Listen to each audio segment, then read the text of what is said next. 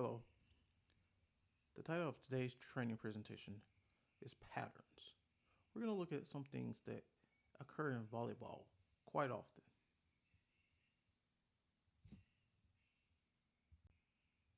Here's today's agenda. We're going to look at alignments, libero replacements, substitutions, front row attack types, back row attack types, overpasses, defense, and we may even have some bonus material for you.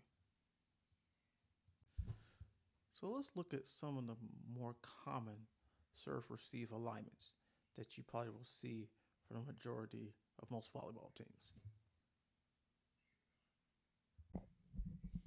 This is serve-receive alignment for rotation 1 by Kentucky, our team on the right in blue. We have circled the setter. She's currently the right back. Next to her is the libero. You will see a lot of teams have a similar alignment for their rotation 1 serve-receive. Some teams will have a similar serve-receive alignment. The only difference is instead of the libero being next to and just in front of our setter, it will be the right front.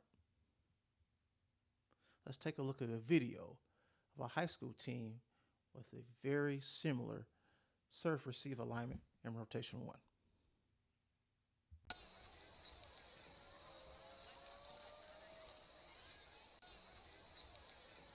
Our team on the right is Pope High School in the light blue jerseys.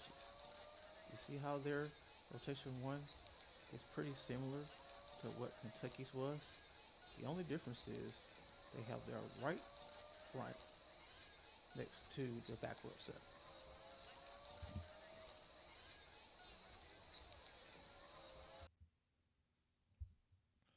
This is Kentucky's rotation 2 serve-receive alignment. Notice that the person closest to the net is going to be the middle front. Our setter, who is now middle back, is just slightly behind her. Most teams will have a rotation 2 serve-receive alignment that looks similar to this. Some teams will have their back row setter a little closer to the middle front, so she or he does not have to move as many steps when the service contact is made with the volleyball. Let's see this particular serve-receive alignment in action.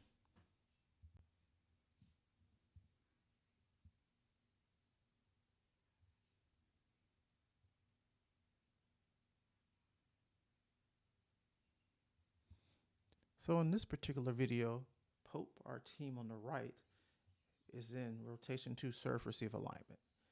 You can see that the middle front is right at the net and that our back row setter, who is middle back, is just right behind her in the front zone. So she has to do very little movement.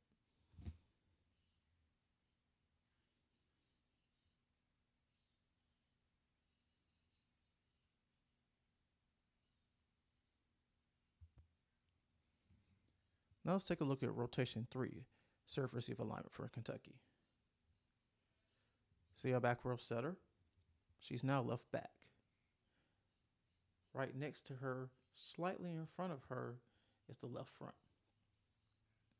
The opposite of our left back is the right front, and she is located near the right sideline. Most teams will have a rotation 3 that looks similar to this. Some teams will adjust where they place their middle front and their left back. But for the most part, the geometry will look something similar to this. Let's see this in action.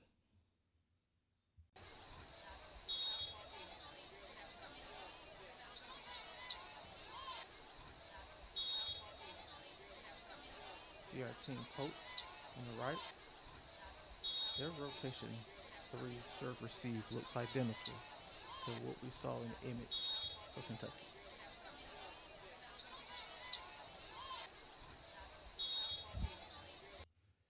Here's rotation 4 serve-receive alignment for Kentucky. Our setter is now left front. Her opposite is the right back near the intersection of the right sideline and end line.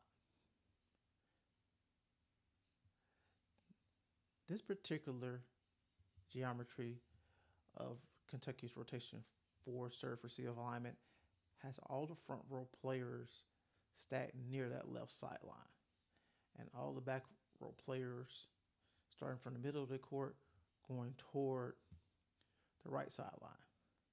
Let's see, does Pope institute a similar rotation 4 serve receive alignment?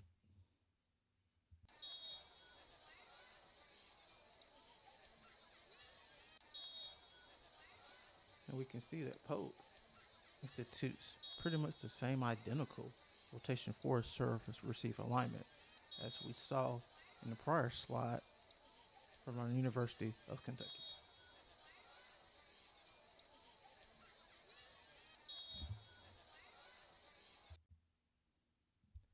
Rotation 5, serve receive alignment. In this particular slide, we can see that our setter has now moved to the middle front. Pretty much all our front row players in this particular serve receive alignment are in front of their corresponding back row players. And we can see that our setter, in this case, is the closest person to the net in rotation 5. So there will be very little movement by our setter upon service contact. Let's see, does Pope institute something similar?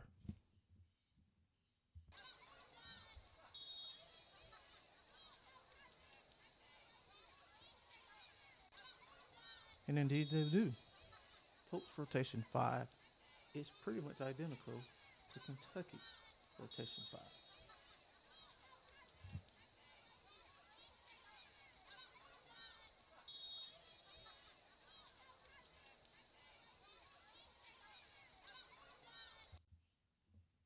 Finally, rotation 6. Our setter now is right front.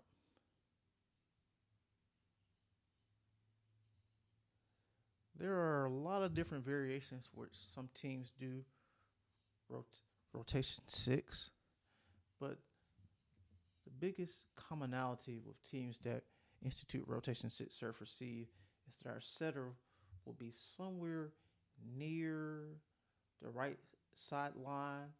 She may be a little closer to the middle of the court. And again, this particular alignment allows our setter to have to institute very little movement upon service contact. Let's see, does Pope High School institute something similar?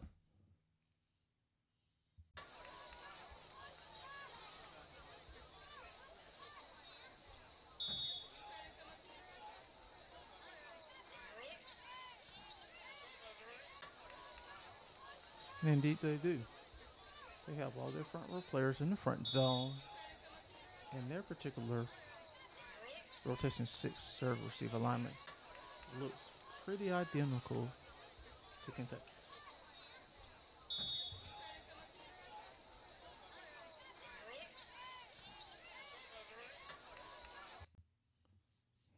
Now let's look at libero replacements.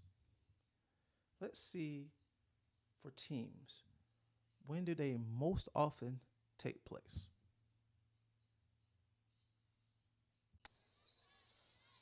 The most common times that libero replacements usually take place for most teams is when the serving team goes into rotation 3, where our back row setter will become the left back. And this is a usual occurrence for most teams that run both the 5-1 and the 6-2 offenses. And depending on the team and their particular makeup, the libero may serve at this point, or the libero will leave the court at this point.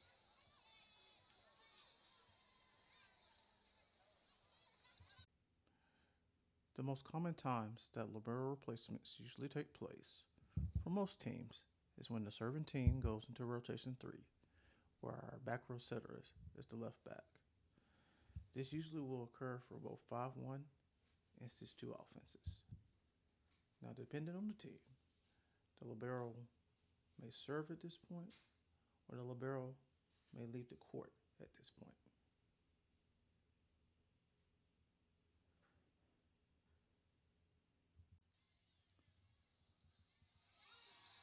The most common times that libero replacements usually take place for most teams is when the serving team goes into rotation 3, where our back row setter is left back, or rotation 6, when our front row setter is right front. This usually will occur for a 5-1 offense. Depending on the team, the libero may serve at this point, or the libero will leave the court at this point. The most common times that libero replacements usually take place for most teams is when the serving team goes into rotation 3, where our back row setter is left back, or rotation 6, where the front row setter is right front. This usually will occur for our 5-1 offense. Depending on the team, the libero may serve at this point, or the libero will leave the court at this point. Now let's look at substitutions and analyze when do they most often take place. So the most frequent time that most teams will substitute is when the receiving team, currently in rotation 3, wins the rally. Sometimes they will substitute before the next serve. Sometimes they will serve and substitute when they lose service. It really just depends on the team. And this is something that usually will occur for both the 5-1 and 6-2 offenses.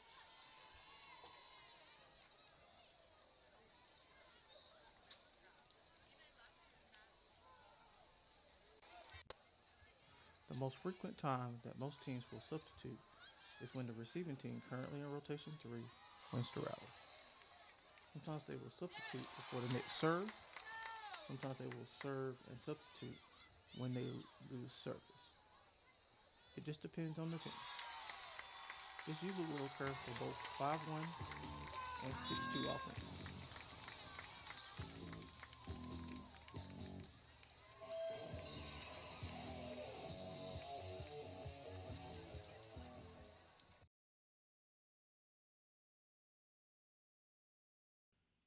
For teams that run a 5-1 offense, they will also frequently substitute after winning a rally where the team was formerly in rotation 6, where our front row setter is right front.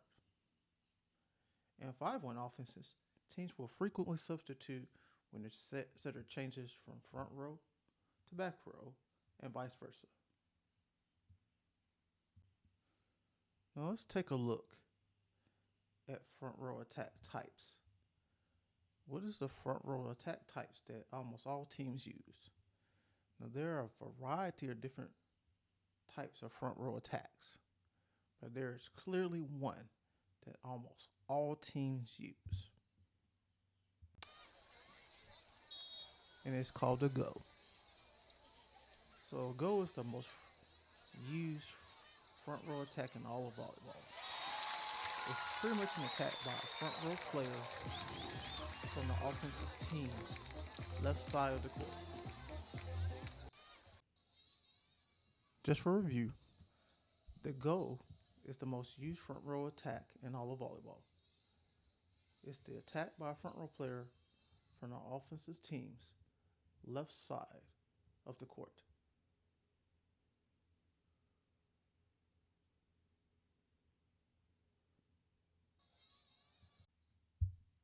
Back row attack types. Which ones or one will you see the most?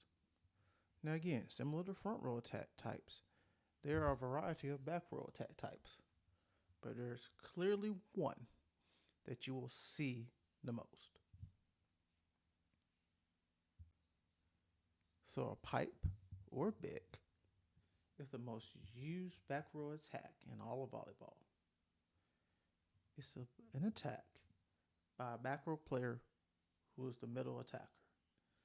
So pretty much it will come from the middle of the floor by a back row player.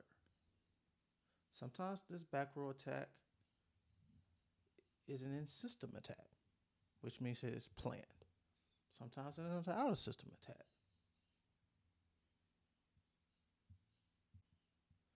Now let's look at overpasses. What are some common things that result from overpasses? So overpasses can result in the following. legal play by both teams, and a legal attack by the offense, especially involving back row setters. A legal block by the offense, again, involving back row setters. Over the net by our defense.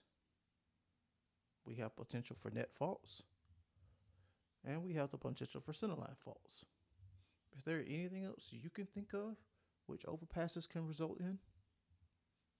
Let's take a look at some overpass plays from this particular match.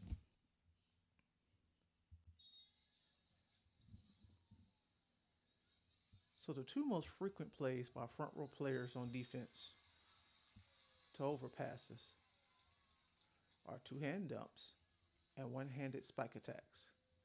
And by rule, dumps can be considered as blocks because the ball is above the height of the net and the player making the play on the ball is also above the height of the net.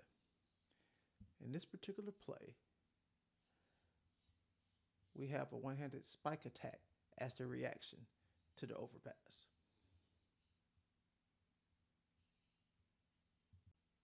Again, the two most frequent plays by front row players on defense to overpasses are two-hand dumps and one-handed spike attacks.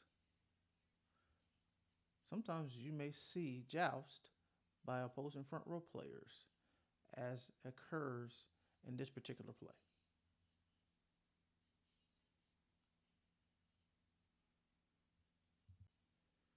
So again, the two most frequent plays by front row players on defense to overpasses are two-hand dumps and one-handed spike attacks. And so we can see in this particular play, we have an excellent two-handed dump by the player from Pope as a result of the overpass.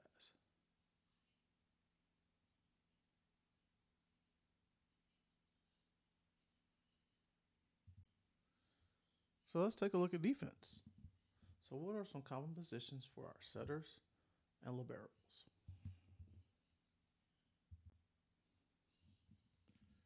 So let's talk about back row defense. And what we mean by back row defense is when our setter is a back row player. So we see the image from our match between Louisville, Kentucky. We're going to take a look at Kentucky, our team on the right in blue. This is normal defense for teams with back row setters, rotations 1 through 3. We have in red our libero, who is generally behind the attack line on the left sideline. There's a reason that most teams situate their libero there. We'll talk about that in just a moment. Our setter is behind the attack line on the right sideline, and our setter, who is back row in this particular play, is circled in yellow. We talked about frequent attacks, front row attacks earlier in this presentation. Where the most frequent attacks in volleyball goes.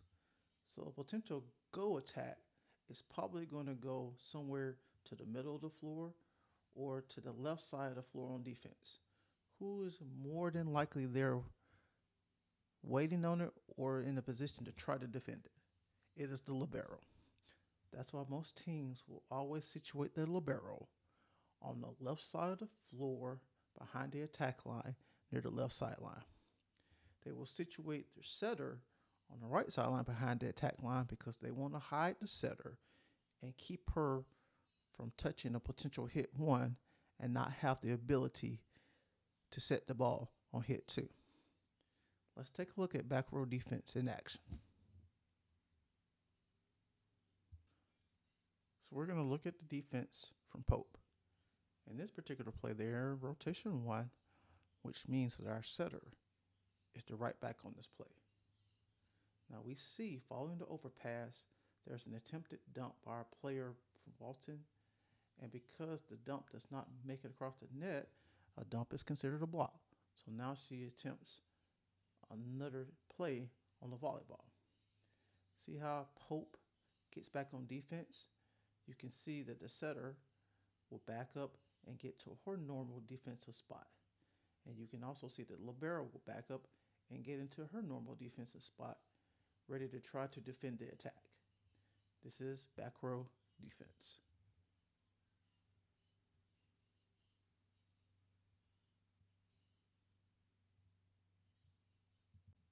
So let's talk about front row defense. And front row defense implies that our setter is now a front row player. This is normal defense for teams with front row setters, rotations 4 through 6. Again, our libero is behind the attack line on the left sideline, circled in red, essentially playing the same defense as she would in back row defenses. Ready to defend the most frequent attacks, middle attacks, and goal attacks. This time our setter, who is our front row player, is the right side blocker, circled in yellow. So our setter may have blocking responsibilities, but again, outside of blocking responsibilities, more than likely, should the team be able to save the volleyball from contacting the floor, she will now be in a position to be able to set the ball on hit 2. So let's take a look at front row defense in action.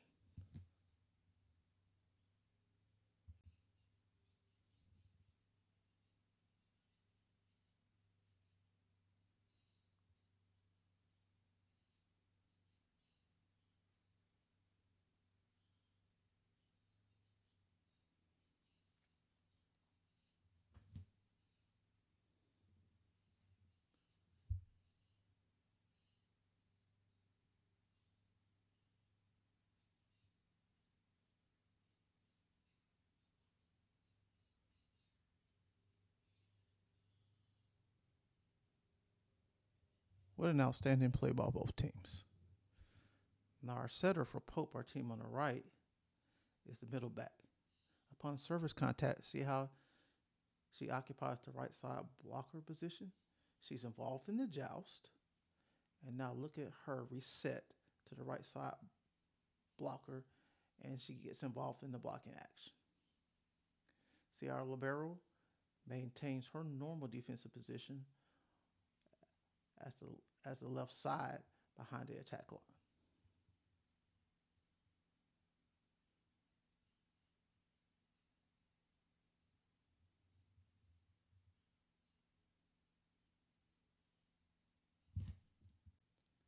So here are some other patterns that you may see occurring in volleyball matches, especially with really good to great teams.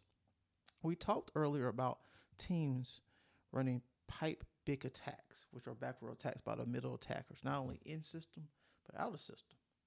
You may see these teams run D attacks, which are back row attacks by the right side attacker, or right side back row attacker. Say hello to my left hand. If you have a setter who's left-handed, don't be surprised if that setter plays all 6 positions. One of the reasons being is that setters who are left-handed are usually good at setter attacks when they become front row players. The most important number 2. Sometimes the second best setter on the team is the libero. When a primary setter is out of position or forced to take on hit 1, please don't be surprised if the libero ends up setting the volleyball. You can't teach height and you can't teach talent. Really good to great teams often ensure that either their tallest middle blocker or their best middle blocker ends up in the middle after service contact. And usually, more times than not, this particular middle blocker's opposite is the libero. Thank you for spending part of your day with us.